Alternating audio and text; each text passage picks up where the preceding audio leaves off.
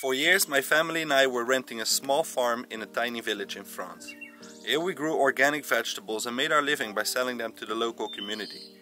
From the beginning we knew that this was going to be temporary, as we always had dreamed of owning our own little farm. A place that we could call home. So when it was time for us to take this next step, we sold our belongings, bought a small camper van and set out on our journey to find home. A place where we can put down our roots and create an abundant and simple lifestyle somewhere in the countryside. Exactly 6 months ago we found it. After traveling several months through France, Spain and Portugal, we came across a great opportunity. A small 3-hectare plot of abandoned land in the countryside somewhere on the Iberian Peninsula. Although a lot of work had to be done, we immediately fell in love, saw the potential to turn this neglected land back into the paradise that we've always dreamed of. And in this video, we share all the progress that we made in the past 6 months. The land has got these beautiful large granite boulders on the top slope, and this is the view that we have from this point on the land.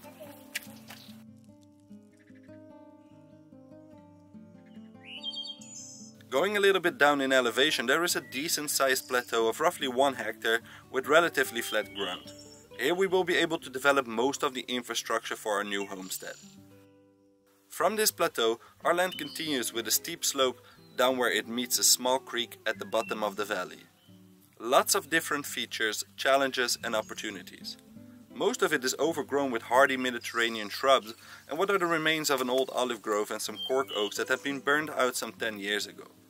Despite the area being known for its dryness, on the land there is a spring-fed well that overflows and creates a seasonal stream for several months of the year, providing us with enough water to get this place back into abundance.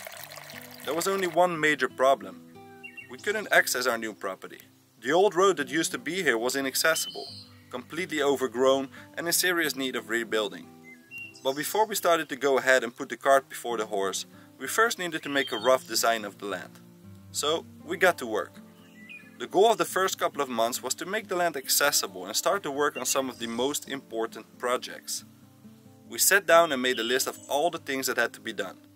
For this process we use a design framework known within permaculture as WASPA. It is an acronym that stands for Water, Access, Structures, Plants and Animals. This design framework is a useful guide and lays out the order of importance when it comes to the design implementation. Once we had a rough design sketched out on paper and had a good idea of where we were going to place things, it was time to get our hands dirty. Since we were not able to park our camper van on the land, which functions as our temporary home fully equipped with a small kitchen, shower, toilets and electricity generated by 2 solar panels on the roof, we decided to start with the access. We called a local guy with a tiny excavator and got to work. After looking for the best place to construct this new road, we decided to put it right here on the main ridgeline. We started by removing the vegetation and a layer of topsoil. Then we had a couple of trucks deliver a mixture of gravel and rock dust to form the base of the road.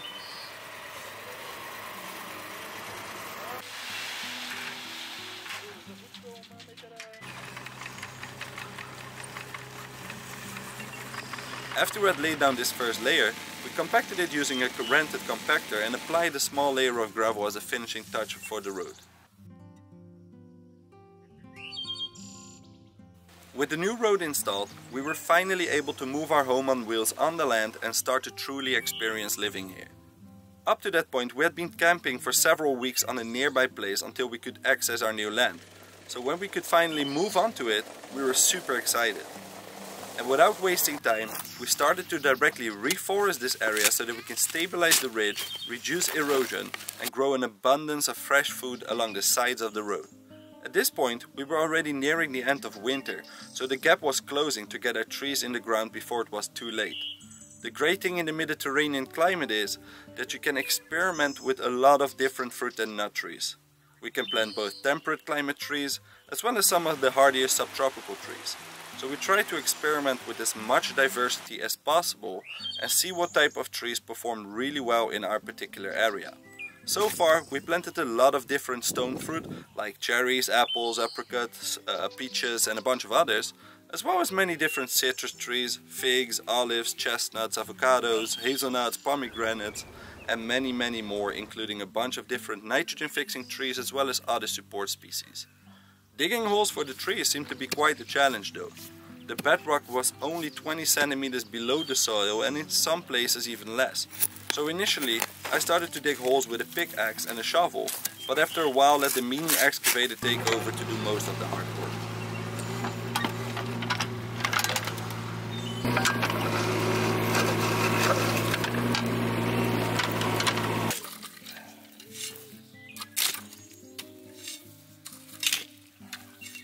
We can't wait to see how this system will evolve over time. Hopefully in the near future, as we're driving onto the property, we will be surrounded by a thriving food forest that will provide us with large quantities of food. With the new road in place and the trees planted, it was time to start working on the next project. At this point we had a rough idea of where we would want to build a house in the future, but we lacked quite a bit of flat ground surrounding the area, so we first needed to fix that. This is going to be our home base. With the help of the excavator, we started to clear a lot of the dense shrubby vegetation and started building a large terraced area.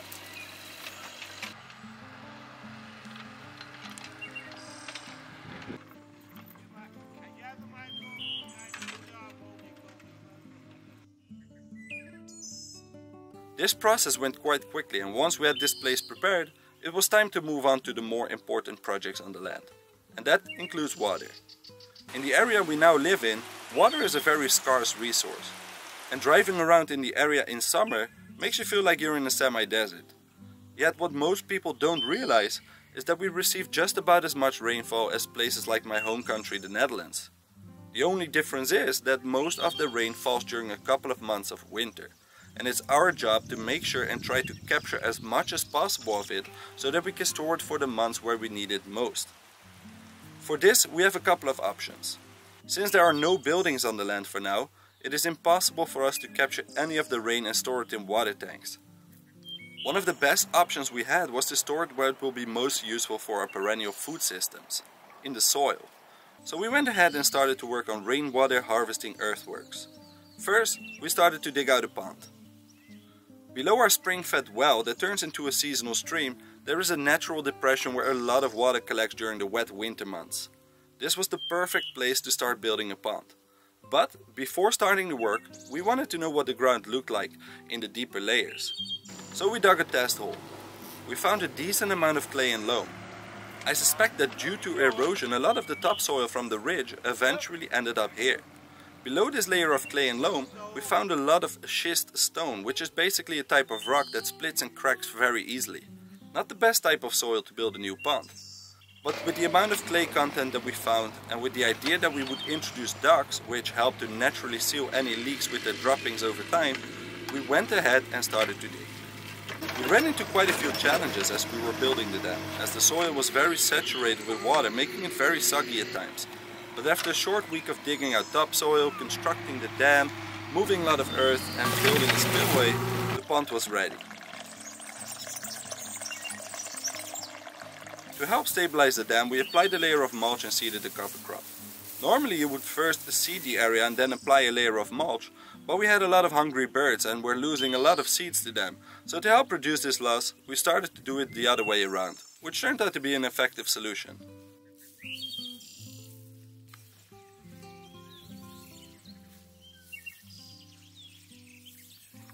At this point it was time for us to introduce our new friends. But first, we needed to construct some basic shelter for them.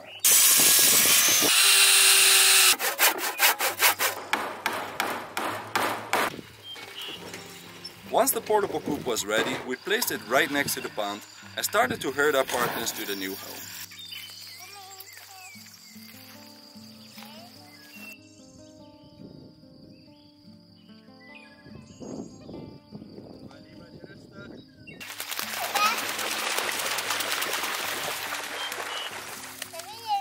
To ensure their safety from predators, we installed a portable electric fence.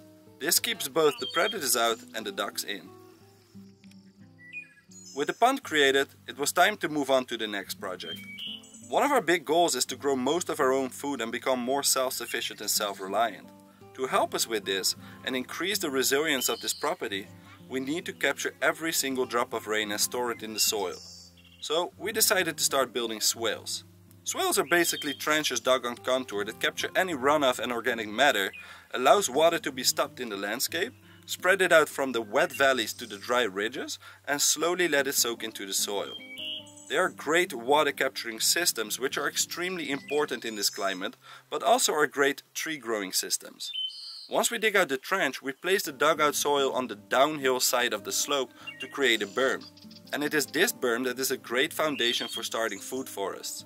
But before we started to dig any trenches and move around a lot of earth, we first needed to know where to start. So we built a simple A-frame level that allowed us to accurately identify contours on the land. We started by identifying the key point in the landscape and identified where we could have the longest swale that was situated on the highest point on the land. From here on out we could then move both up the hill as well as down the hill to create any additional swales following this same pattern. As I'm moving along the contour with the A-frame, I place a little bamboo stick in the soil so that we can visually see the contour, and this becomes our reference of where we will have to start digging.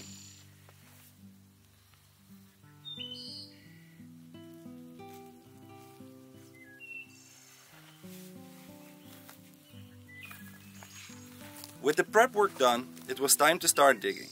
Generally, you would want all this work to be done by a larger machine than this one, but we are on a very tight schedule and we were not able to find a bigger digger within the time period that we needed to have this work done.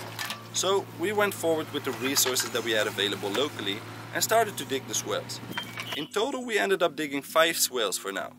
We've dug a small one here on the top, 2 medium ones next to the road, a main large one on the plateau, and one here at the bottom that is connected to the pond.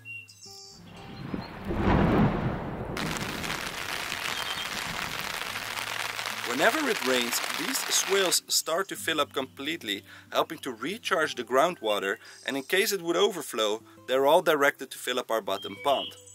We've planted several hundreds of trees, and just like we did next to the road, we included a large diversity of fruit and nut producing trees as well as support species. We seeded a diverse cover crop including a lot of vegetable seeds and applied a layer of mulch to protect the soil from the harsh elements. With the trees planted and the weather warming up quickly, we were in a race against time to make sure that we could give them the best possible chance to survive their first couple of crucial seasons. So we needed to install an irrigation system fast. We got the components and started to install it. We placed a submersible pump in our well, connected it to an algae filter and a pressure tank,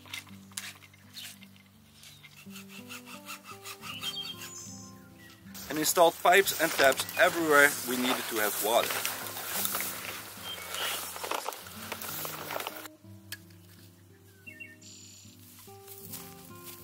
For now, we run the irrigation with our generator, but in the future we will upgrade this and connect it to a solar system so that we can completely automate the entire water system on our land. With a couple of additional filters, which we plan to install in the future, we could even turn our well water into safe drinking water. Of course, this will have to be tested, but will be a great resource for the farm. In the coming months I'll be digging trenches for all the pipes so that I can lay them on the ground and protect them from the elements. And up on this point, we've been mainly focused on getting the big foundational projects and perennial food systems installed on the land. With this work done, it was time to start having a little bit of fun. So we built a flagstone patio with an integrated fire pit and a seating area. Nothing beats a small little campfire on a chilly night with a nice cup of herbal infusion, observing the stars after a hard day of work. Although it was the first time we ever created something like this, the final result turned out quite nice. Now we have a great place to observe the sky at night. Of course, we will only use this fire pit outside of the fire season, as we don't want to risk causing any wildfires in the area. So in the summer, we will be enjoying this place with a couple of small candles instead. But we felt like something was missing. We knew that all the foundational work was going to be taking up a lot of time, and because we arrived here in late winter and had to install the water systems first, there was not enough time left to start building out gardens. Summers are really dry and hot here, so if we want to be able to grow our own vegetables and give our gardens the best possible start, we will have to wait until early fall. Fortunately, the climate here in fall and winter are perfect for growing vegetables, so we will wait until the time is right. But we love gardening, and it started to itch nevertheless. So to satisfy our desire to grow food, instead of building large gardens, We started to build a small raised garden bed around an existing olive tree. We collected some rocks on our land, laid them in a circle around the tree, and filled it up with compost. We then planted a large diversity of annuals and perennials, installed a drip line and mulched it with pine needles that we collected from our land. Although not much, it was a satisfying little project that we shared with our daughters, and we can't wait to start building out the main gardens. The reality is there's still so much to uncover and explore on the land, and a lot of work must be done to make this into a thriving and abundant homestead. But as they say, great things start from small beginnings. And that is the mindset that we have going forward on the new farm. We are working one project at a time, enjoying every little step of it and fully experience living life on an off-grid homestead. We've achieved quite a lot already in a pretty short time, and in the upcoming months we will continue working hard on developing more food systems, raise more animals, start new gardens, plant more trees, build more support buildings, and increasing the overall comfort and everyday quality of life here on the land. I'm looking forward to document and share the entire process with you of how we are converting this abandoned land back into a thriving farm. And that is our story so far. I hope that this little video inspires and motivates you to set out on your own journey into living a sustainable, simpler and more self-sufficient lifestyle. Get started with the resources that you have on the place that you live and take it one step at a time. That is the only way that we can realize our dreams.